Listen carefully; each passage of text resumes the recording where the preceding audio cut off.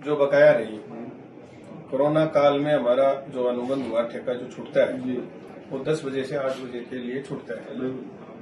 और आपका रिएक्ट ये कहता है जितने भी सेक्शन है आपका रिएक्ट जो आपके पक्ष में उतने हमारे पक्ष में भी है।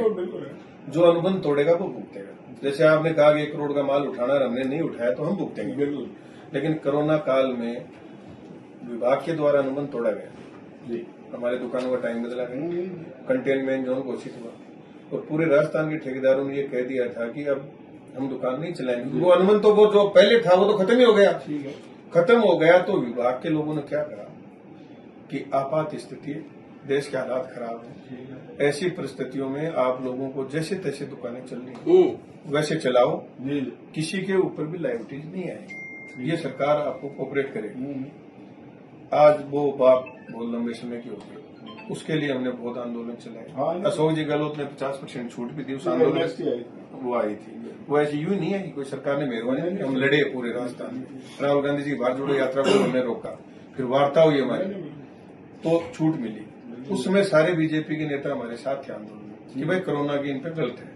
राजेंद्र जी राठौड़ थे, रामलाल जी शर्मा थे, करोड़लाल जी मीणा थे, सुभाष जी एमएलए सूरजगढ़ वाले थे, सब साथ थे। आज उसी बकाया को लेके विभाग ने गलती करी, विभाग ने अनुबंध तोड़ा। हमने सरकार की आपात स्थिति में आपके विश्वास पे हमने लिखित में नहीं लिया, आप लोगों के बिहार पे, क्योंकि हमारे बीच में तो आज सरकार के हमारे बीच में तो आप जब आप आज कोई आश्वासन देते हो और उसके बाद आप ही मुकर जाओ और ये कह दो कि सरकार का आदेश है, तो सरकार को ये चीज ब्रीफिंग कौन करेगा? आपको करनी, वो उस पीड़ा के लिए आपको नहीं करनी चाहिए। कैसे हालात में करनी चाहिए, यानी उसका असर 23-24 तक रहा, लोगों की परचेजिंग पावर 0 हो गई।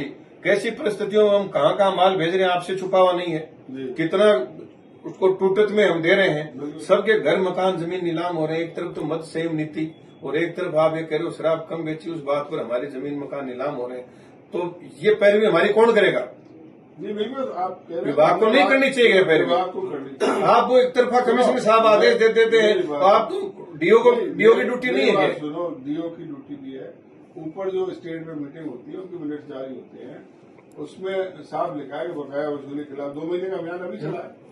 मैं तो अभी आया हूँ। नहीं बकाया है, लेकिन इसको आप उस बकाया में क्यों मान रहे हो? विभाग की गलती थी, ये तो गवर्नमेंट की गलती थी। आप ये कह सकते हो इसमें नहीं जाएंगे और दूसरे बकाया की बात करो। एमनेस्टी पिछली बार आई, जब भी आई, भाई छूट हमें चाहिए नहीं, इसमें छूट किस बात की है? आप अरे सर आप हमारी पैरवी तो करो। एक डीओ तो बोले कम से कम राजस्थान में कि भाई इनकी दुकानें हमने बंद करी, 6 बजे खोली, सुबह सिस्टम आउट हो गया, तो इनकी धरोहर राशि तो ब्याज सहित वापस, हमारी धरोहर राशि वापस लौटानी चाहिए।